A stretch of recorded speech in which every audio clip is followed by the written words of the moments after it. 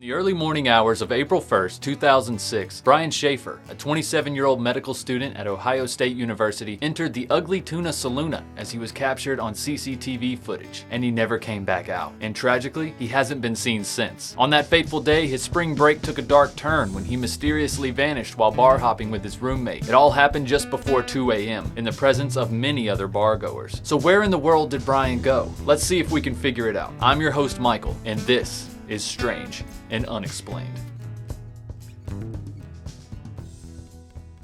So Brian was born February 25th, 1979 in Pickerington, Ohio. Brian Randall Shaffer was a responsible son and a dedicated student.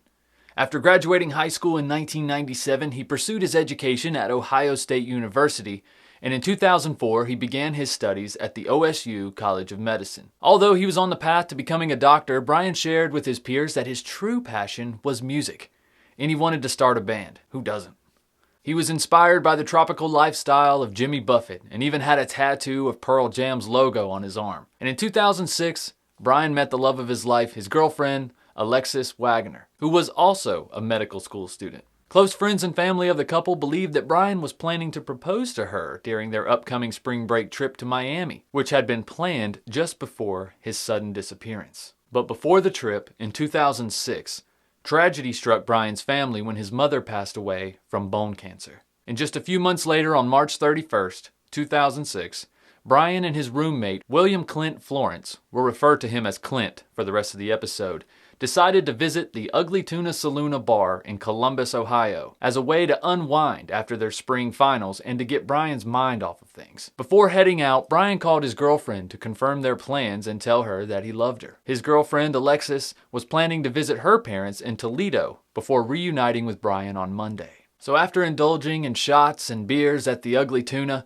Brian and Clint ventured to the Arena District and Short North, where they met up with Clint's friend, Meredith Reed. Reed kindly offered to drive them back to the Ugly Tuna, and according to security footage, all three of them entered the bar's second-story entrance around 1:15 a.m. However, something strange happened. Despite having just entered the bar, Brian reappeared outside before 2 a.m. Witnesses saw him casually chatting with two women in their 20s before suddenly vanishing. Clint and Reed tried calling Brian multiple times but received no response. Now, when the bar closed, they decided to go home. Worried about Brian, both his father Randy Shaffer and Alexis attempted to reach him throughout the weekend, but their calls all went to voicemail. On Monday morning, Brian missed his flight, prompting the authorities to designate him as a missing person. Brian's friends and relatives were questioned, and everyone except his roommate Clint, who declined a lie detector test, cooperated fully with the police. The two women that he was seen chatting with, for some reason, were never asked to take any tests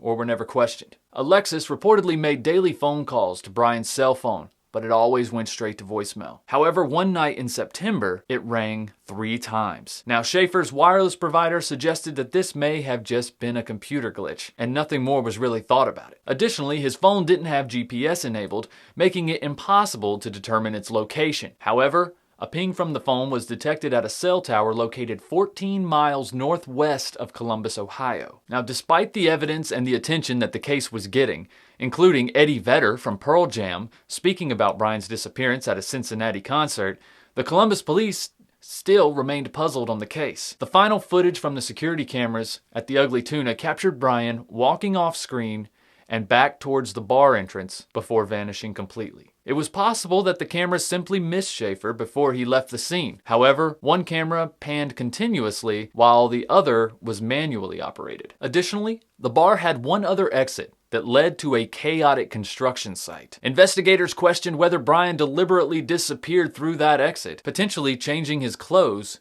to avoid detection. However, Shaffer's family has always maintained that he had no motive to fake his disappearance. In fact, it appeared that he had more reasons to look forward to his future rather than escape from it. Brian Shaffer's family had lost hope that he might still be alive when none of his credit cards, bank accounts, or cell phone were used for over a year. His only remaining family member, his younger brother, continues to search for him. In 2020, there was a brief glimmer of hope when a photo of a homeless American man in Tijuana, Mexico went viral due to his striking resemblance to Shaffer. However, After careful analysis, the FBI determined that it was indeed not Brian. If Brian is still alive, he would now be 42 years old. In an effort to aid in the search, the Ohio Bureau of Criminal Investigation released a digital mock-up of Shaffer's aged appearance. They hope that someone may miraculously recognize him if he is indeed still alive. Central Ohio Crime Stoppers has even offered a $100,000 reward for anyone who can provide information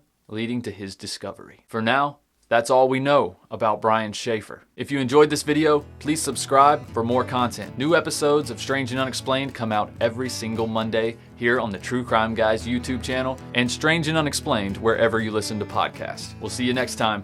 Until then, be strange, just don't be strangers. See ya.